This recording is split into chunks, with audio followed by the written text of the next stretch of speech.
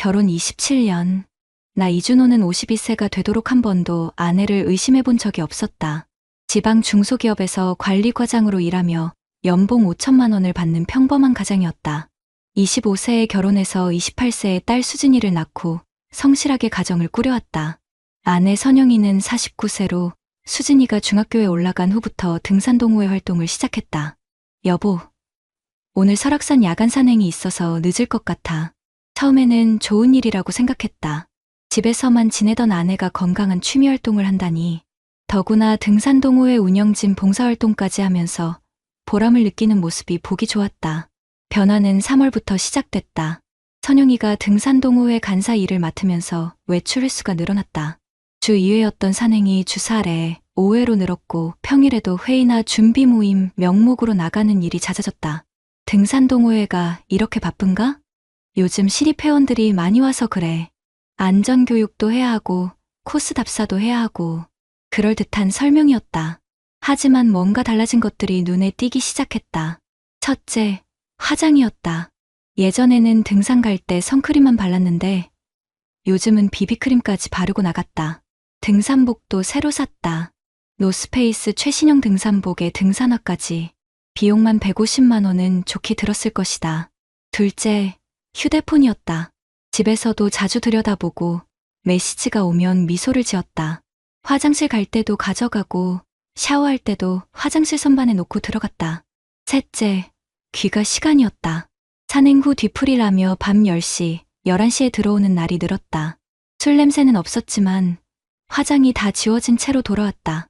결정적인 순간은 지난주 일요일이었다. 24세 딸 수진이가 취업 준비로 집에서 인터넷을 하다가 우연히 엄마 등산동호회 카페에 들어갔다고 했다. 아빠, 이상한데요? 수진이가 노트북 화면을 보여줬다. 등산동호회 단체 사진이었는데 선영이가 한 남자와 나란히 서 있었다. 문제는 거리였다. 다른 사람들은 적당한 간격을 두고 있는데 선영이만 그 남자와 어깨가 닿을 정도로 가까이 서 있었다. 이 남자가 누구예요? 사진 설명을 보니 총무 최경식 55세라고 되어 있었다. 키 175cm 정도의 마른 체형의 깔끔한 인상의 남자였다. 엄마한테 물어보죠. 그날 저녁 선영이에게 자연스럽게 물었다. 등산동호회에서 친한 분들 있어? 다들 좋은 분들이야. 특히 총무님이 정말 세심하게 챙겨주셔서. 총무님, 최경식을 말하는 건가? 나이가 어떻게 되는 분이야? 55세시니까 여보보다 3살 많으시지. 정말 젠틀하고 배려심이 많으셔. 젠틀하고 배려심이 많다? 27년 결혼 생활에서 선영이가 다른 남자를 그렇게 칭찬하는 걸 들어본 적이 없었다. 다음날 회사에서 신경이 쓰여 일이 손에 잡히지 않았다. 관리과장으로서 해야 할 업무 검토도 제대로 안 됐다. 점심시간에 수진이에게 전화했다. 수진아, 등산동호회 카페 좀 더 자세히 봐줄 수 있겠어? 왜요? 혹시 그냥 엄마가 어떤 활동하는지 궁금해서. 수진이는 똑똑한 아이였다. 내 의도를 눈치챘을 것이다. 저녁에 수진이가 보고해줬다. 아빠, 이상해요. 사진을 쭉 봤는데 엄마가 항상 그 최경식이라는 사람 옆에 있어요. 다른 사진에서도 또 다른 사진에서도. 노트북으로 확인해보니 정말 그랬다. 지난 6개월간 올라온 사진 20여 장에서 선영이는 어김없이 최경식 옆자리를 지키고 있었다. 더 이상한 건 댓글이었다. 총무님과 간사님 케미 좋네요. 총무님 간사님 커플룩인가요? 두 분이 산행 준비할 때 진짜 잘 맞아요. 커플룩? 케미? 이게 일반적인 동호회 분위기인가? 그날 밤 선영이가 샤워하는 동안 휴대폰 알림을 확인했다. 화면에 경식 오빠라는 이름이 떠 있었다. 경식 오빠? 55세 남자를 49세 여자가 오빠라고 부른다고? 메시지 내용은 볼 수 없었지만 밤 10시에 보낸 메시지였다. 등산동호회 업무 연락치고는 늦은 시간이었다. 나는 그날 밤 잠들 수 없었다. 27년 동안 의심해본 적 없는 아내를 처음으로 의심하고 있었다. 다음날 회사에서 대학 동기인 변호사 진수에게 상담 전화를 했다. 진수야, 혹시 아내가 다른 남자와 그런 걸 확인하려면 어떻게 해야 해? 증거가 있어야지. 추측만으론 안 돼. 일단 자세히 관찰해보고 필요하면 전문가 도움을 받는 것도 생각해봐. 전문가? 사설 탐정 말인가?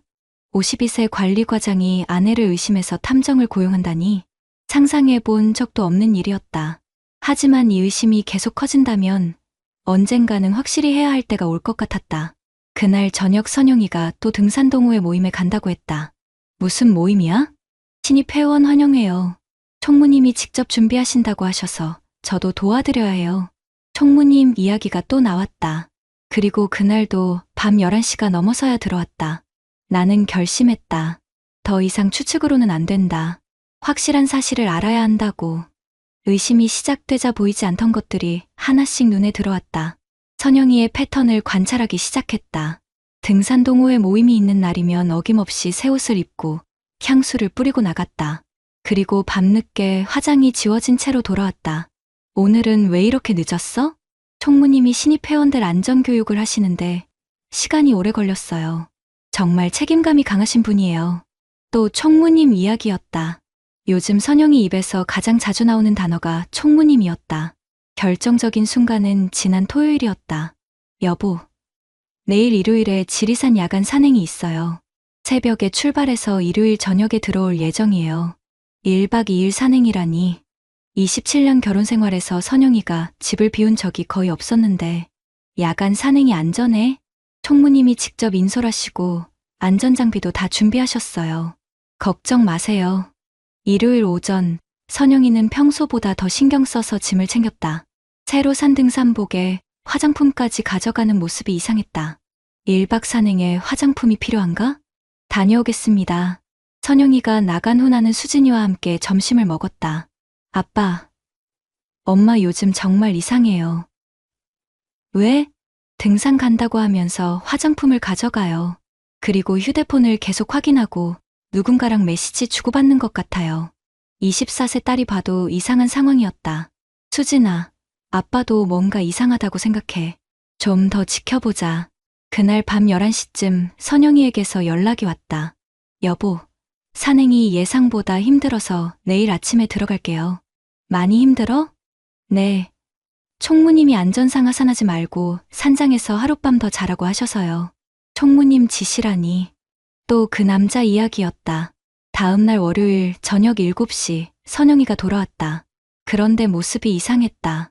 등산 다녀온 사람치고는 너무 깔끔했다. 화장도 새로 한 것 같았고 옷도 깨끗했다. 산행 어땠어? 좋았어요. 총무님이 정말 세심하게 챙겨주셔서 안전하게 다녀왔어요. 그날 밤 선영이가 샤워하는 동안 등산 가방을 확인해봤다. 가방 안에서 모텔 영수증이 나왔다. 성경 모텔 1박 숙박료 6만 원, 체크인 토요일 오후 3시, 체크아웃 일요일 오후 2시. 지리산 야간 산행이라고 했는데 시내 모텔에서 잤다고? 가슴이 쿵 내려앉았다. 27년을 함께 산 아내가 거짓말을 하고 있었다. 나는 휴대폰으로 모텔 영수증을 사진으로 찍어뒀다. 증거였다. 다음날 회사에서 일이 손에 잡히지 않았다. 동료들이 물어봐도 좀 피곤해서라고 대충 넘겼다. 점심시간에 진수에게 다시 전화했다. 진수야, 모텔 영수증을 찾았어. 그럼 거의 확실한 거네? 이제 전문가 도움을 받는 게 좋겠어. 내가 믿을 만한 곳 알려줄게. 그날 오후 회사를 일찍 나와 사설탐정 사무소를 찾았다. 15년 경력의 이문석 소장은 내 상황을 듣더니 고개를 끄덕였다. 등산 동호회 불륜 케이스는 요즘 정말 많아요. 건전한 취미활동이라는 핑계가 완벽하거든요. 어떻게 조사하시나요? 일단 일주일간 미행하면서 만나는 패턴을 파악하고 결정적 장면을 포착합니다. 비용은 250만 원 정도 예상하시면 돼요. 250만 원. 적지 않은 돈이었지만 27년 결혼 생활의 진실을 확인하는 비용이라면 감수할 수 있었다. 시작해 주세요. 계약서에 서명하면서 손이 떨렸다. 52세에 이런 일을 하게 될 줄은 몰랐다. 다음 날부터 조사가 시작됐다. 이문석 소장은 매일 오후 선영이의 동선을 보고해줬다. 부인이 등산 동호회 모임에 간다고 하시면서 실제로는 최경식 씨와 단둘이 만나고 있습니다. 어디서요? 시내 커피숍에서 2시간, 한강공원에서 산책, 그리고요? 모텔에 들어갔습니다. 토요일 오후 3시에 들어가서 일요일 오후 2시에 나왔어요. 똑같은 패턴이었다. 지리산 야간 산행이라고 거짓말하고 모텔에서 하룻밤을 보낸 것이다. 사진도 있나요? 네. 모텔 들어가는 장면, 나오는 장면 모두 촬영했습니다. 사진을 받아보니 명확했다. 선영이와 최경식이 손을 잡고 모텔로 들어가는 모습, 다음날 오후 어깨동무하며 나오는 모습까지. 더 이상 의심할 여지가 없었다. 그날 밤 집에 돌아와서 수진이에게 말했다. 수진아, 엄마가 다른 남자와 바람을 피우고 있는 것 같아. 아빠, 설마 증거가 있어. 사진도 있고. 수진이의 얼굴이 굳어졌다. 아빠, 어떻게 할 거예요? 우선 엄마와 직접 얘기해보자. 그날 밤 선영이가 또 등산동호회 모임에 간다고 했다. 어디 가는 거야? 신입 회원 오리엔테이션이요. 총무님이. 그만해. 내가 처음으로 선영이에게 강하게 말했다. 뭐가 그만이에요? 거짓말 그만하라고. 지리산 야간 산행도 거짓말이었지. 실제로는 모텔에서 잤잖아. 선영이의 얼굴이 하얗게 질렸다. 어떻게? 모텔 영수증 봤어. 그리고 사진도 있어. 최경식이랑 모텔 들어가는 사진. 선영이가 주저앉으며 울기 시작했다. 미안해요. 정말 미안해요. 27년 만에 처음 보는 아내의 모습이었다.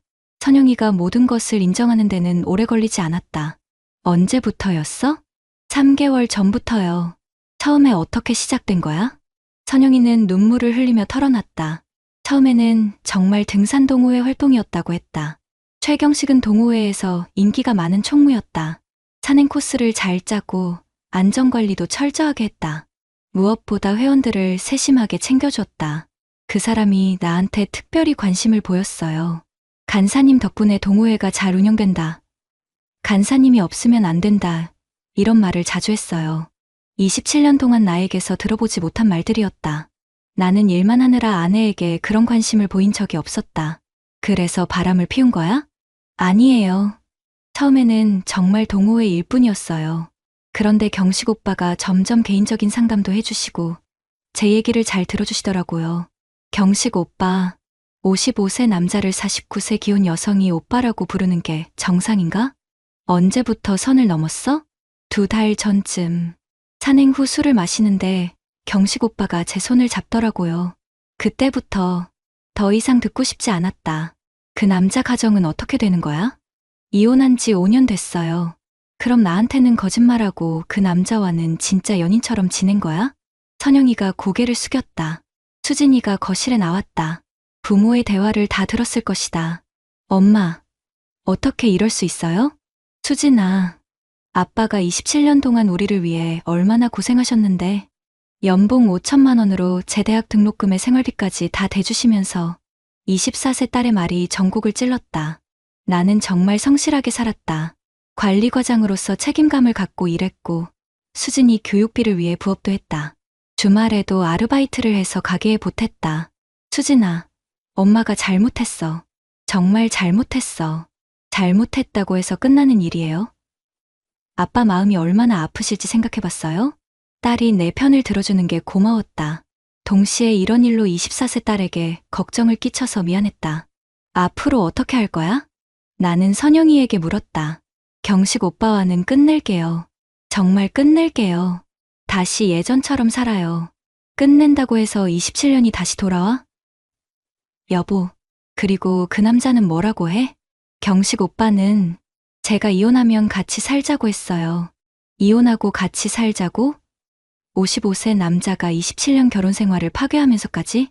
나는 그때 결심했다. 이렇게 조용히 넘어갈 수는 없다고. 다음날 회사에서 진수에게 전화했다. 진수야, 상간자 소송 어떻게 하는 거야? 증거가 충분하면 위자료 청구할 수 있어. 요즘 3천만 원까지도 나와. 소송 비용은? 변호사비 300만 원 정도, 성공 보수는 인정액의 15% 정도 예상해. 소송을 하면 총 500만 원 정도 들 것 같았다. 하지만 중요한 건 돈이 아니었다. 27년 성실하게 산 내 자존심을 되찾는 것이었다. 진행해줘. 준호야, 신중하게 생각해. 소송하면 주변에 다 알려져. 상관없어. 잘못한 건 저쪽이야. 그날 저녁 집에서 선영이에게 말했다. 최경식 상대로 소송할 거야. 여보, 제발 조용히 해결해요. 27년을 우롱당했는데 조용히 해결하라고? 수진이가 내 옆에 앉았다. 아빠, 저는 아빠 편이에요. 끝까지 아빠 편에 설 거예요. 딸의 말에 힘이 났다. 고마워, 수진아. 선영이는 계속 울면서 빌었지만 내 마음은 이미 정해져 있었다. 일주일 후 진수가 준비한 소장을 검토했다. 상간자 최경식을 상대로 하는 위자료 청구 소송 3천만 원. 첨부 자료로는 모텔 영수증, 사설 탐정이 찍은 사진들, 등산 동호회 카페의 단체 사진까지. 이 정도면 승소 가능성 90% 이상이야. 진수의 말에 확신이 섰다. 소장 접수 다음 날 최경식에게서 연락이 왔다. 형님, 죄송합니다. 한 번만 만나서 얘기할 수 있을까요? 할 얘기 없어요. 법정에서 봅시다. 형님, 제발. 저도 가정이 있습니다. 이혼한 지 5년 됐다면서요? 그리고 내 가정은 생각 안 했으면서? 전화를 끊었다. 55세의 남자가 울먹이는 소리를 듣고 싶지 않았다. 그날 밤 수진이가 내 방에 왔다. 아빠, 올바른 선택하신 것 같아요. 힘들지? 처음에는 충격이었는데 이제는 오히려 속이 시원해요. 잘못한 사람이 벌을 받아야죠. 수진아, 아빠가 자랑스러워? 네, 정말 자랑스러워요. 다른 아빠들이었으면 그냥 참고 넘어갔을 텐데 아빠는 정정당당하게 대응하시잖아요. 딸의 말에 눈물이 날 뻔했다. 27년 동안 성실하게 살아온 게 헛되지 않았다는 생각이 들었다. 선영이는 그 후로 등산 동호회를 완전히 그만뒀다. 최경식과도 연락을 끊었다고 했다.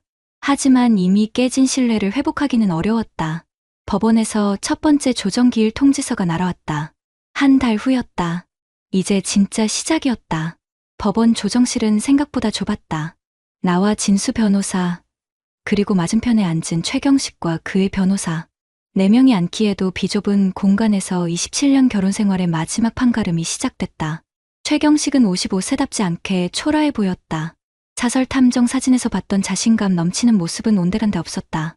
피신청인 측에서 먼저 입장을 밝혀보시죠. 조정위원이 말했다.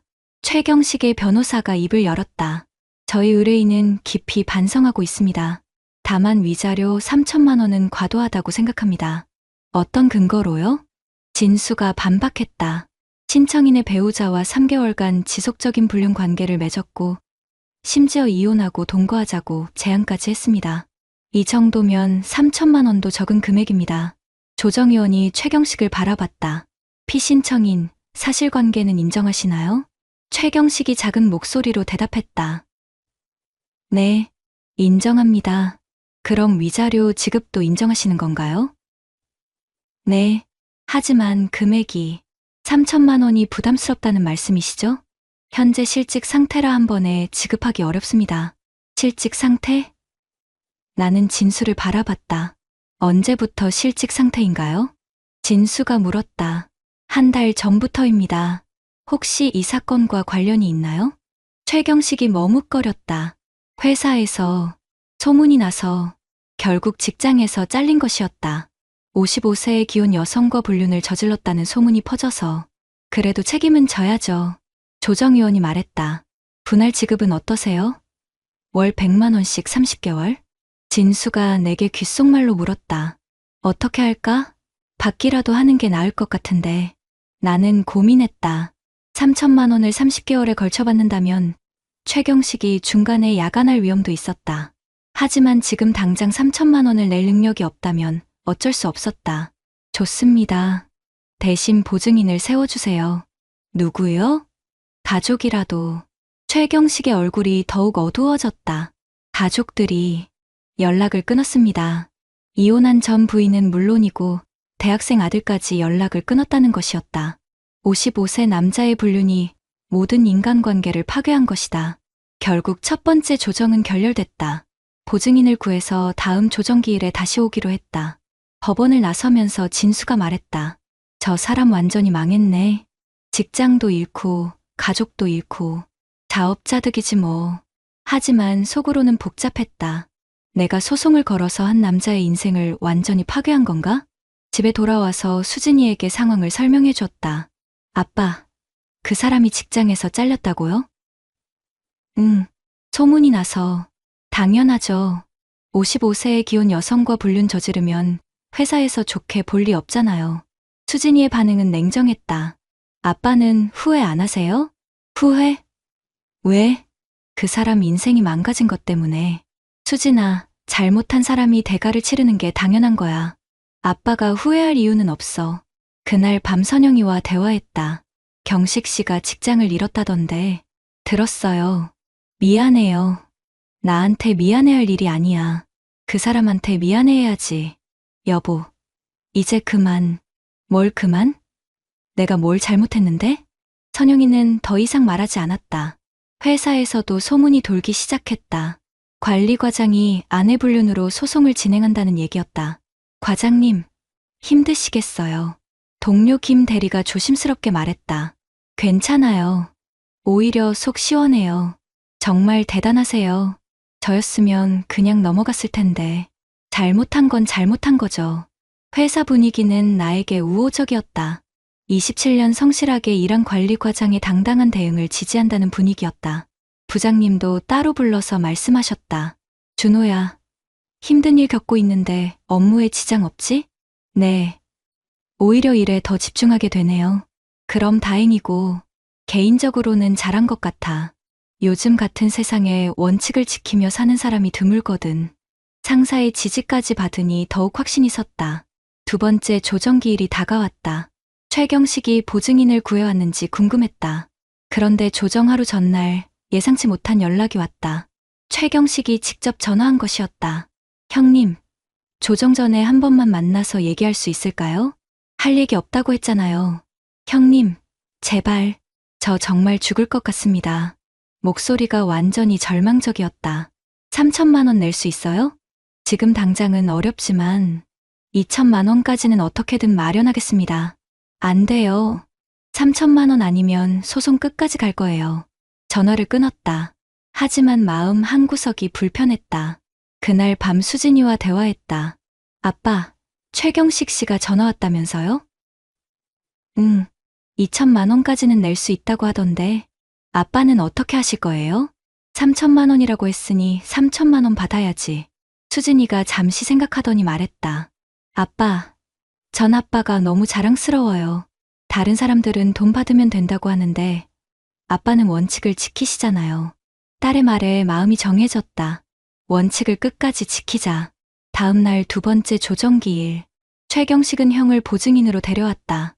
3천만 원 분할 지급, 월 150만 원씩 20개월. 형이 연대 보증. 이 조건으로 합의하시겠습니까? 조정위원이 물었다. 나는 진수와 상의 후 동의했다. 조정조서에 서명하는 순간 27년 결혼 생활의 배신에 대한 법적 책임이 확정됐다. 법원을 나서며 최경식이 다가왔다. 형님, 정말 죄송합니다. 사과는 저에게 할 게 아니라 당신 가족들에게 하세요. 그것이 최경식과 나눈 마지막 대화였다. 조정이 끝난 지 6개월이 지났다. 최경식은 약속대로 매월 150만 원씩 보내고 있었다. 지금까지 900만 원을 받았다. 아직 2,100만 원이 남았지만 꾸준히 들어오는 걸 보면 끝까지 받을 수 있을 것 같았다. 더 중요한 건 내 마음의 변화였다. 처음에는 분노와 배신감이 컸다. 27년을 성실하게 살았는데 이런 일을 당한다는 억울함. 52세의 아내의 불륜을 처리해야 한다는 서러움이 클수록 골뿔했다. 하지만 시간이 지나면서 생각이 바뀌었다. 법정에서 정의를 구현했다는 만족감, 원칙을 끝까지 지켰다는 자부심, 그리고 무엇보다 수진이가 나를 자랑스러워한다는 사실이 큰 위로가 됐다. 선영이와의 관계도 정리됐다. 이혼하지는 않았지만 예전 같은 관계로 돌아갈 수는 없었다. 각자 방을 쓰고 최소한의 대화만 하며 지내고 있었다. 여보, 정말 미안해요. 어떻게 하면 용서받을 수 있을까요? 가끔 선영이가 이런 말을 했지만 나는 대답하지 않았다. 용서의 문제가 아니었다. 신뢰가 깨진 것을 어떻게 복구할 것인가의 문제였다. 아빠, 엄마 많이 후회하시는 것 같아요. 수진이가 말했다. 후회하는 게 당연하지. 27년 결혼 생활을 한순간에 망쳐놓았으니까. 그래도 아빠는 대단해요. 다른 사람들은 그냥 참고 살던데 아빠는 당당하게 맞섰잖아요. 수진이의 지지가 가장 큰 힘이었다. 24세 딸이 아버지를 자랑스러워한다는 것, 그것만으로도 충분했다. 회사에서도 인정받았다. 관리과장으로서 일처리도 더 깔끔해졌고 동료들의 신뢰도 높아졌다.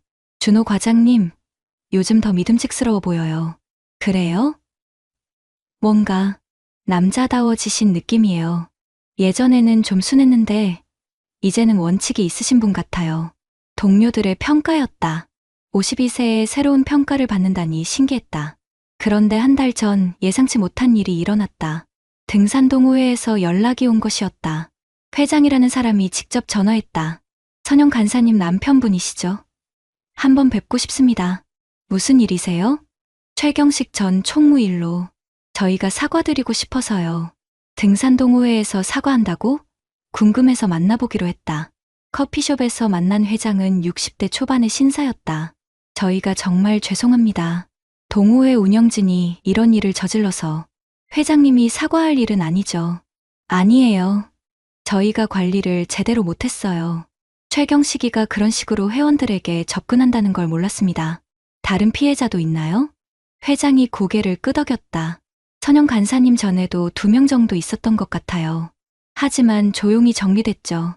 결국 최경식은 상습범이었던 것이다. 등산동호회를 이용해서 기혼 여성들에게 접근하는 수법을 쓰고 있었다. 그래서 저희가 최경식을 영구 제명했고 운영 방식도 바꿨습니다. 이제는 남녀 운영진이 단둘이 만나는 일이 없도록 했어요. 잘하셨네요. 선영 간사님도 정말 좋은 분이었는데 최경식이 때문에 이런 일이 생겨서 안타까워요. 회장의 말에 복잡한 기분이 들었다. 선영이도 어찌 보면 피해자일 수 있었다. 하지만 그렇다고 해서 불륜이 정당화되는 건 아니었다. 혹시 선영 간사님이 동호회로 돌아오시면 아니에요. 이미 그만뒀어요. 집에 돌아와서 선영이에게 말했다. 등산동호회 회장을 만났어. 선영이의 얼굴이 굳어졌다. 최경식이 너 말고도 다른 여자들과도 그랬다던데. 그런 얘기 들었어요. 너도 피해자라고 생각해? 선영이가 고개를 저었다. 아니에요. 저도 분명히 잘못했어요. 경식 오빠가 유혹했다고 해도 제가 거절할 수 있었는데 다행히 선영이는 자신의 잘못을 인정하고 있었다. 앞으로 어떻게 살 거야? 여보가 원하시는 대로요. 이혼하시면 이혼하고 용서해 주시면 정말 열심히 살겠어요. 나는 아직 결정하지 못했다. 이혼을 할 것인지 계속 함께 살 것인지. 하지만 한 가지는 확실했다. 예전과 같은 관계로는 돌아갈 수 없다는 것. 지난주 일요일 오랜만에 혼자 등산을 갔다. 수진이가 함께 가자고 했지만 혼자만의 시간이 필요했다. 산길을 걸으면서 지난 6개월을 되돌아봤다. 27년 결혼 생활의 배신, 법적 대응, 위자료 승소, 그리고 현재의 상황까지.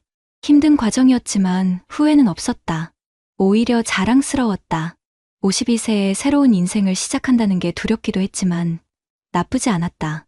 정상에 올라가서 아래를 내려다봤다. 탁 트인 전망이 시원했다. 휴대폰으로 수진이에게 메시지를 보냈다. 수진아, 아빠가 산 정상에 있어. 날씨 좋고 전망 최고야. 곧 답장이 왔다. 아빠, 조심히 내려오세요. 저녁에는 제가 요리해 드릴게요. 아빠가 좋아하시는 김치찌개 끓여 드릴게요. 24세 딸이 아버지를 챙겨주겠다는 메시지였다. 가슴이 뭉클했다. 산에서 내려오는 길에 생각했다. 선영이와의 관계는 시간을 두고 천천히 정리하자. 성급하게 결정할 일이 아니었다. 지금 가장 중요한 건 수진이었다. 24세 딸이 취업해서 독립할 때까지는 안정적인 가정 환경을 만들어주고 싶었다. 그리고 나 자신도 더 발전시키고 싶었다. 52세가 인생의 끝이 아니라 새로운 시작이라고 생각하자. 집에 도착하니 수진이가 정말 김치찌개를 끓이고 있었다. 아빠, 어떠셨어요? 좋았어. 오랜만에 혼자 생각할 시간이 생겨서. 아빠, 저는 정말 자랑스러워요. 잘못에 맞서 싸우시는 아빠가. 수진이의 말에 모든 피로가 날아갔다. 고마워, 수진아. 아빠도 너 때문에 힘이 나는 것 같아. 그날 밤 김치찌개를 먹으면서 생각했다. 27년 결혼 생활의 배신으로 시작된 이 모든 일들이 결국 나를 더 강하게 만들어줬다. 52세 이준호의 새로운 인생이 시작된 것이다. 최경식에게서 온 위자료 1,050만 원은 수진이 취업 준비를 위한 자격증 학원비로 쓰기로 했다. 배신의 대가를 딸의 미래를 위해 투자하는 것이었다. 아빠, 정말 고마워요. 아빠한테 고마워할 게 뭐가 있어. 오히려 아빠가 고마워. 이런 힘든 일을 함께 견뎌줘서. 그날 밤, 나는 오랜만에 깊이 잠들었다. 27년 동안 성실하게 살아온 내 자신이 자랑스러웠고, 마지막까지 원칙을 지킨 내 자신이 떳떳했다. 그리고 무엇보다 24세 딸이 그런 아버지를 자랑스러워한다는 것이 가장 큰 보상이었다. 이제 진짜 내 인생을 살 차례였다.